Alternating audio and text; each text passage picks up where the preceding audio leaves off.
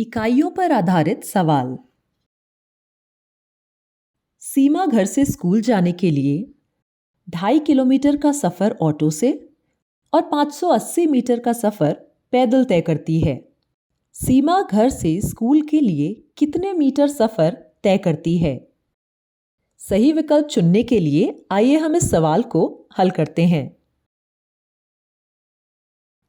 सवाल में क्या दिया है? सीमा 2.5 किलोमीटर का सफ़र ऑटो से और 500 किलोमीटर का सफ़र पैदल तय करती है। सवाल में क्या पूछा है? सीमा कितने मीटर सफ़र करती है? तो हमें क्या करना होगा? 2.5 किलोमीटर को मीटर में बदलकर उसमें 580 मीटर जोड़ना होगा।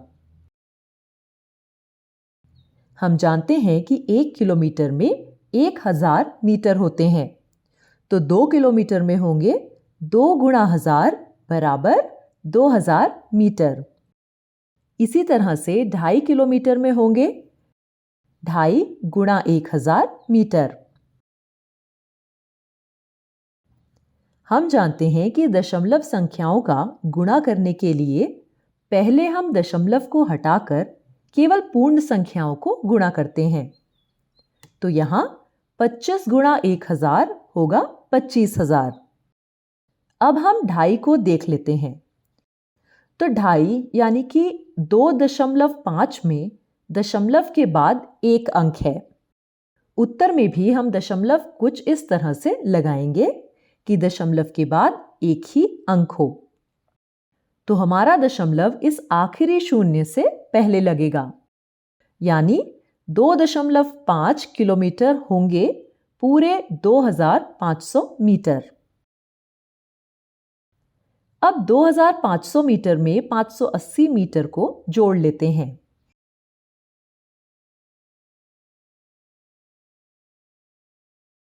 हमें मिला 3080 मीटर, यानी सीमा 3080 मीटर सफर तय करती है।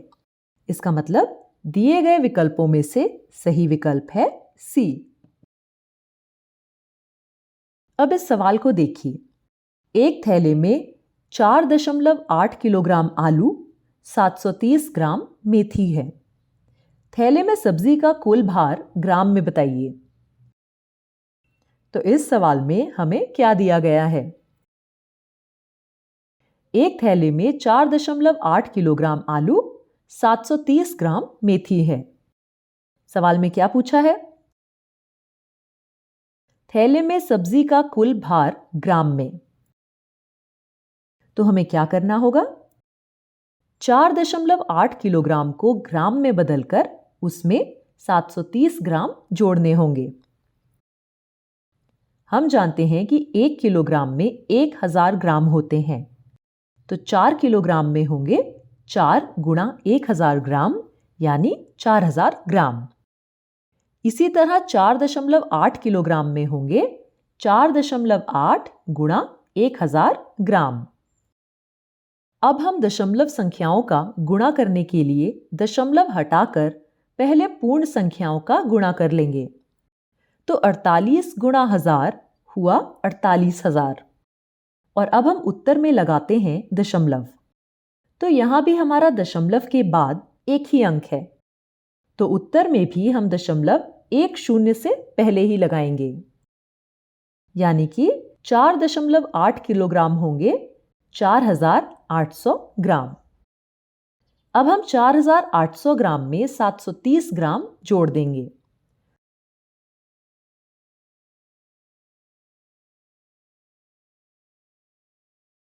जोड़ने पर हमें मिला 5530 ग्राम, यानी कि थैले में सब्जी का कुल भार 5530 ग्राम होगा।